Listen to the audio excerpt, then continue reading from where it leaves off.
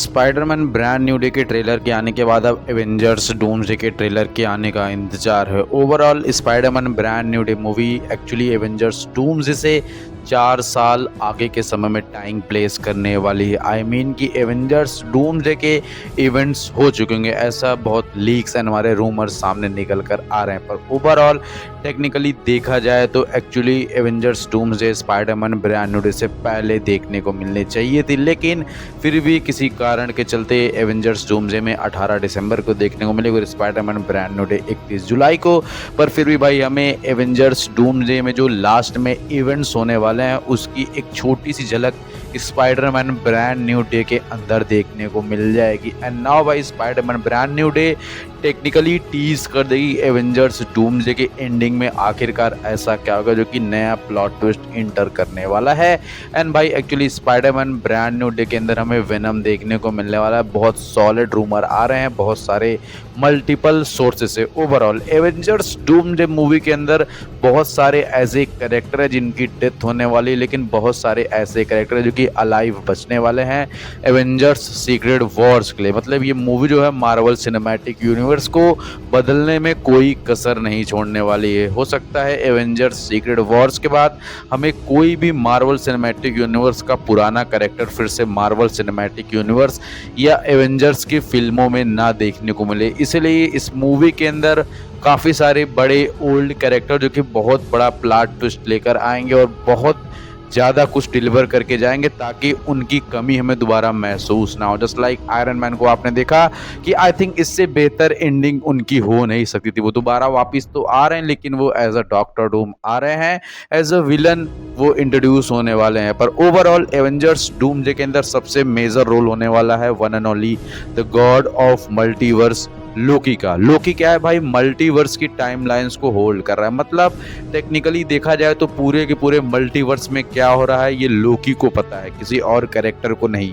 लोकी उन सब चीज़ों को पूर्णतः बदल तो नहीं सकता है, पर इंटरफेरेंस जरूर कर सकता है।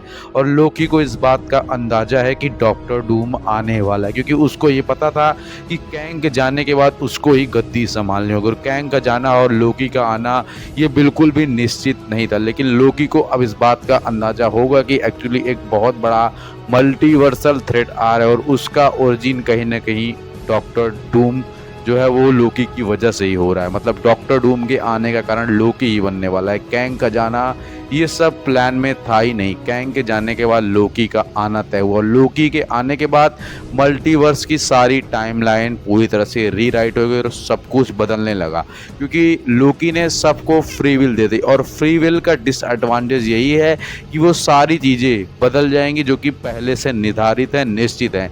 मतलब मल्टीवर्स के लेखे जो कि में एक प्रकार से इंटरफेरेंस कर देना। और इसी के बाद भाई मल्टीवर्स की ब्रांचेस बदलने लगेंगी और अलग अलग मल्टीपल टाइम्स चेंज होने लगेंगे।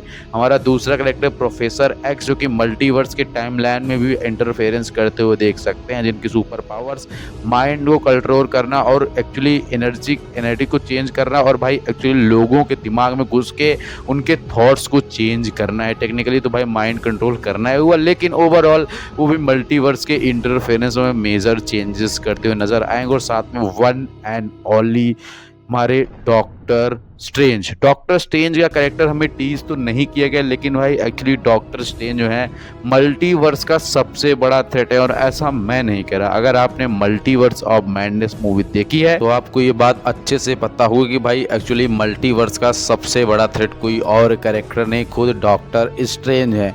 मल्टीवर्स के अलग अलग टाइमलाइन में डॉक्टर स्ट्रेंज को दिखाया गया कि भाई इन्होंने स्वप्न यात्रा के थ्रू न जाने कितने मल्टीवर्स यूनिवर्स को बर्बाद किया और डॉक्टर स्ट्रेंज की एंडिंग ही मल्टीवर्स को बचा सकती थी। और कहीं ना कहीं डॉक्टर स्ट्रेंज ने खुद को बचाने के लिए आयरन मैन को सेक्रीफाइस करवाया है, जो कि हमें हो सकता है आगे ये मूवी में देखने को मिल जाए कि एग्जैक्ट कारण क्या था कि डॉक्टर स्ट्रेंज ने आयरन मैन की ही बलि देना सही समझा। एंड नाउ भाई डॉक्टर स्ट्रेंज क्लिया के साथ अलग अलग यूनिवर्स में भटक रहे हैं। एंड भाई उनके कारण मल्टीवर्स का मैडनेस जो चालू हुआ, ये मल्टीवर्सल वॉर शुरू हुआ, अब वो उसको रिपेयर करने की कोशिश कर रहे हैं। लेकिन इन सब के पीछे सब कुछ जानने वाला कौन, डॉक्टर डूम।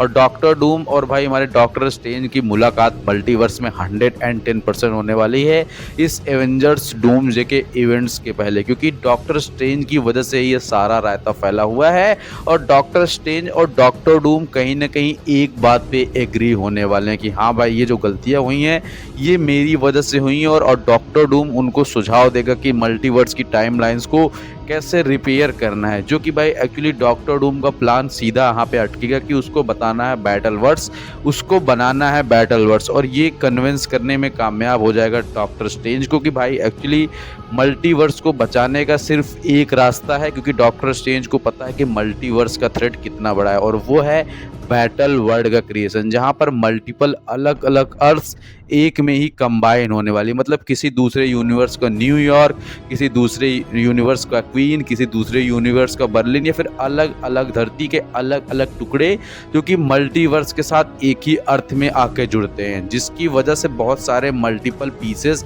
अर्थ के बर्बाद भी होते हैं। और ये सब करता कौन है? डॉक्टर डूम, और किसकी पावर्स की मदद से? बियॉन्डर की पावर की मदद से। और बियॉन्डर मल्टीवर्स में मतलब मार्वल सिनेमैटिक यूनिवर्स में प्ले कौन करने वाला है? हेनरी कैविल, हमारे लेटेस्ट मतलब ओल्ड सुपरमैन।